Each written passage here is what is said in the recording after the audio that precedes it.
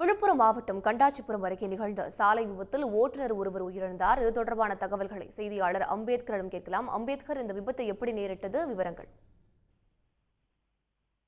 நிச்சயமாக விழுப்புரம் மாவட்டம் அரகண்டநல்லூர் காவல் நிலைய எல்லைக்கு உட்பட்ட அடுக்கம் கிராமத்தில் அதிகாலையில் புதுச்சேரியில் இருந்து கண்டாச்சிபுரம் வழியாக திருவண்ணாமலை நோக்கி சென்ற பொலிரோ சரக்கு வாகனமும், திருவண்ணாமலையில் இருந்து விழுப்புரம் நோக்கி வந்த அரசு பேருந்தும் அடுக்கும் வளைவு பகுதியில் இரண்டு வாகனமும் நேருக்கு நேர் மோதி பொலிரோ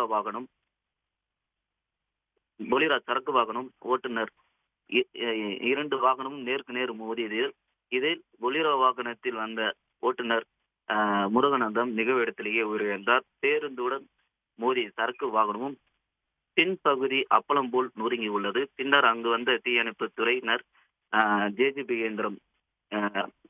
இயந்திரத்தை வாகனம் அப்புறப்படுத்தும் பணியில் ஈடுபட்டனர். இது குறித்து வழக்கு பதிவு செய்து விசாரணையில் ஈடுபட்டு வருகின்றனர். கண்டாச்சிபுரம் போலீசார் முருகானந்தம் உடலை மீட்டு முண்டியம்பாக்கம் அரசு மருத்துவக் கல்லூரி மருத்துவமனைக்கு அனுப்பி வைத்தனர். தகவல்களை வழங்கியமைக்கு நன்றி அம்பேத்கர். உடனுக்குடன் செய்திகளை தெரிந்து கொள்ள சன் நியூஸ் பெல் ஐகானை கிளிக் பண்ணுங்க.